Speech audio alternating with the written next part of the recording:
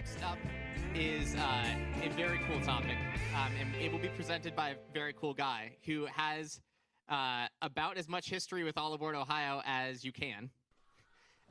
So coming to the stage here is Bill Hutchison, who is one of the founding fathers of All Aboard Ohio from before I was born, I'll tell you.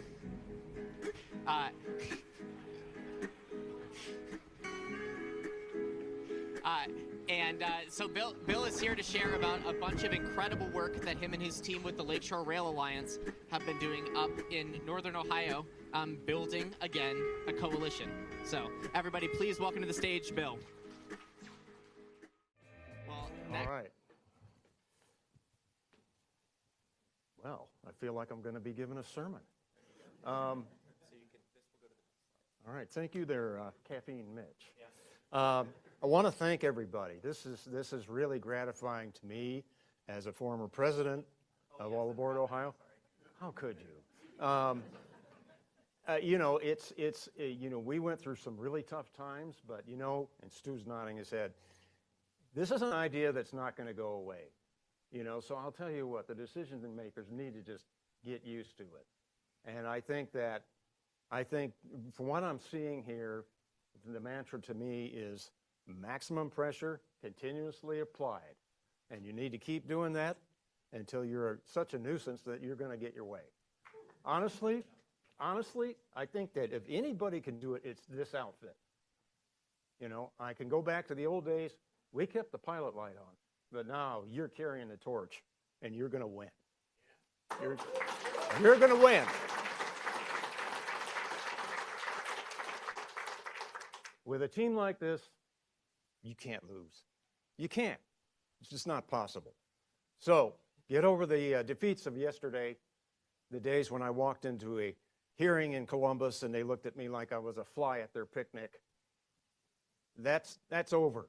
You've got a legitimacy now, and I think, bar none, you're the best advocacy group in the country, and I've seen a few.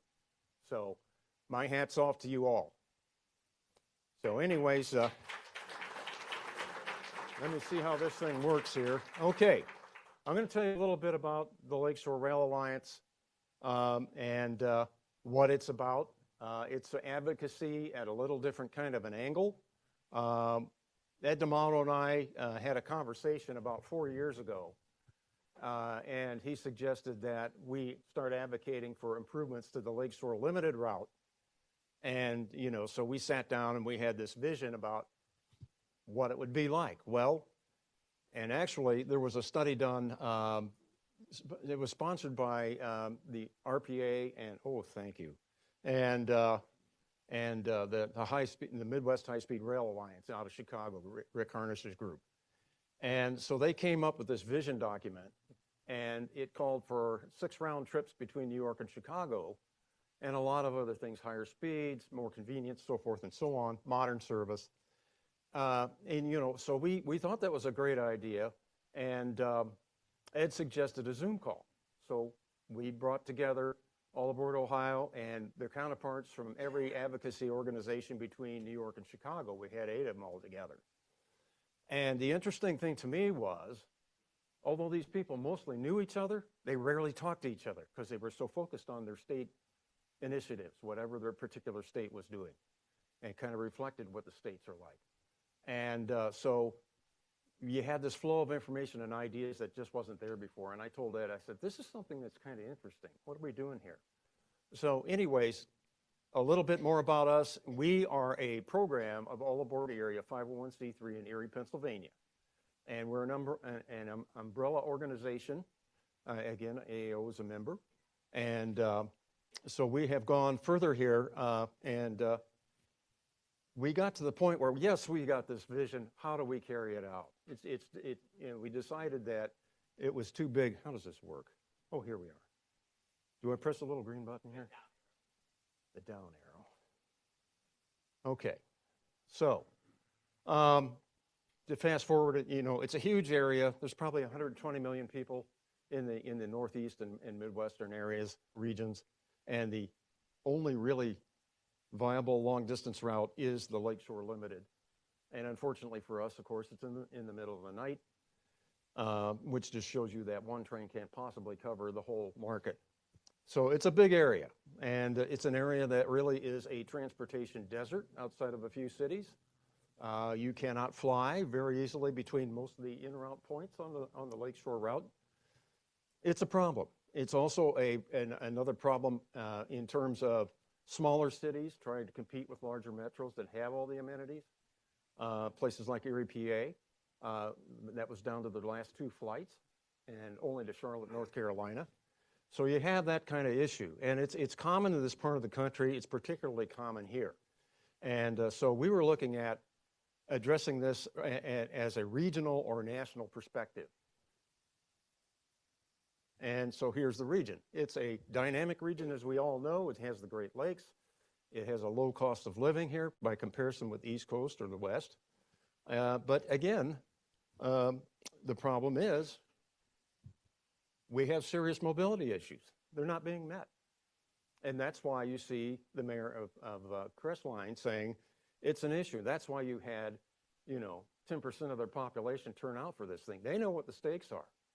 And, and I've seen the same thing in Ashtabula, where the city manager is all in because he recognizes that this is an economic development tool, and mobility is a key part of this.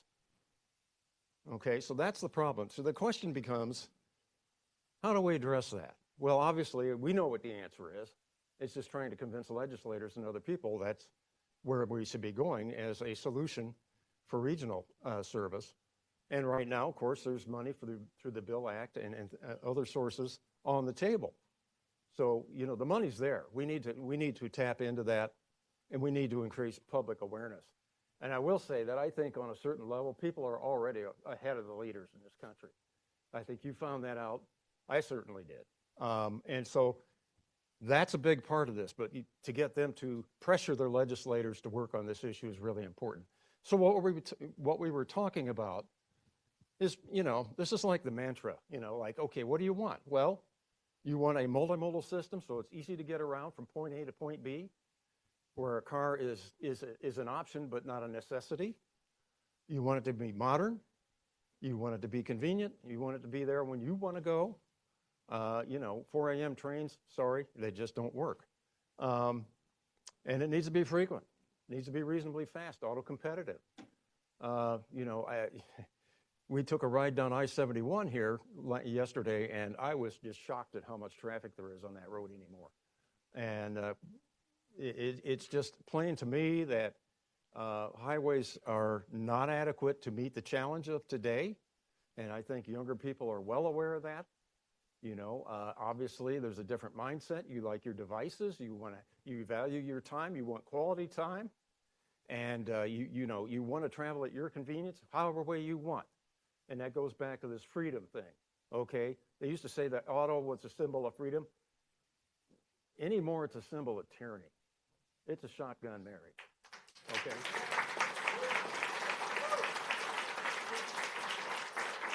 So the bottom line is you want to be able to get there from here when you want to go. That shouldn't be so hard, should it? Okay, let me hit the let's see, down, there we are. So this is what we have today. You all know the story. We only have trains in the middle of the night. It's been like that for quite some time. You have a lot of cities that are left off the map, or city pairs that are not served, and Detroit to the East Coast, for example. And there's no train service direct from Detroit to the East Coast. And this makes it harder for us as advocates because it's an abstract issue. It's hard to grasp, because it's so nebulous. Nobody really knows what's a train do, Until they can see it, experience it for themselves, that's going to be a hard sell. And that's something we're going to have to rise to the challenge on.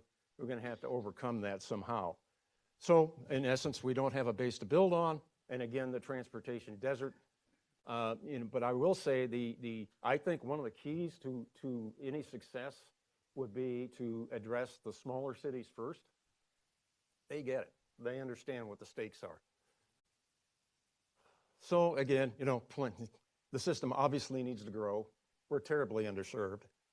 And yet at the same time, this room is proof that there's a big change coming. There's a big change in the air. It's already happening in a lot of places. It's just a little late coming here. Well, we're here to give them a little boot in the tush. So that's what we're here for. And it's, you know, again, it's time for us to start articulating a vision that people can understand, that we really do need to have real choices in this country. And so it's time for some new thinking. And that's where we kind of came in with what we're talking about.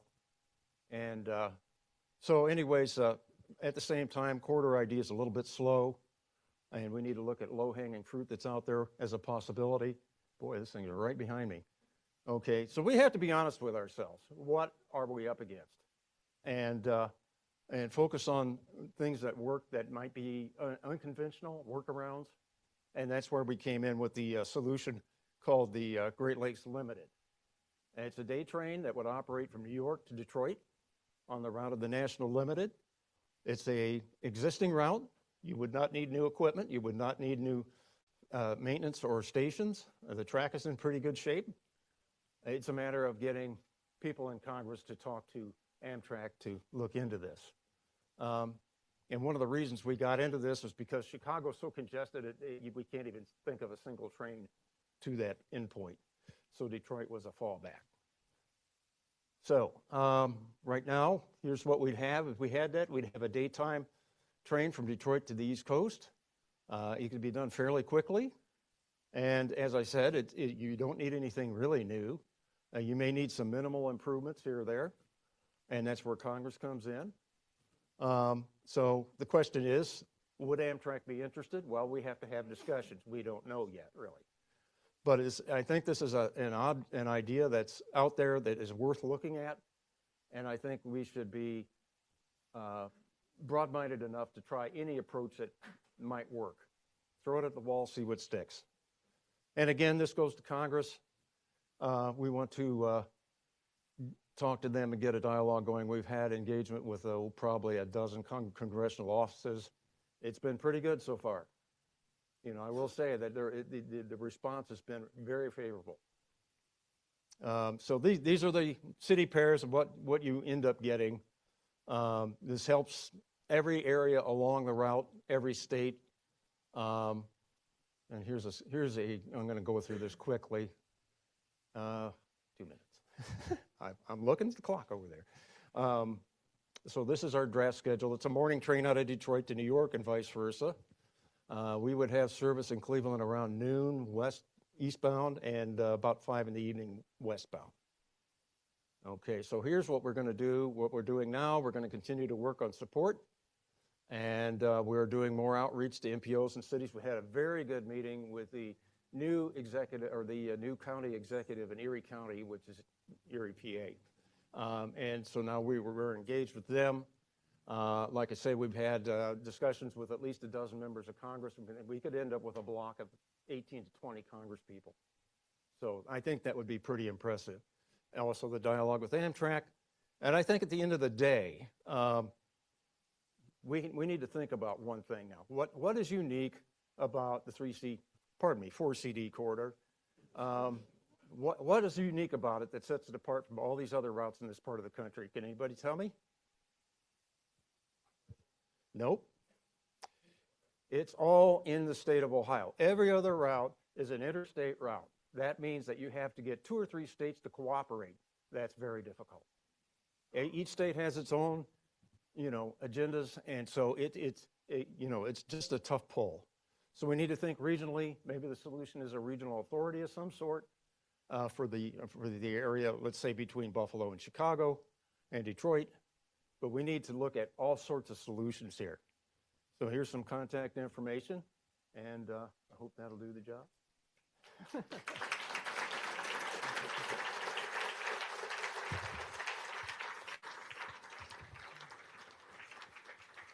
Excellent.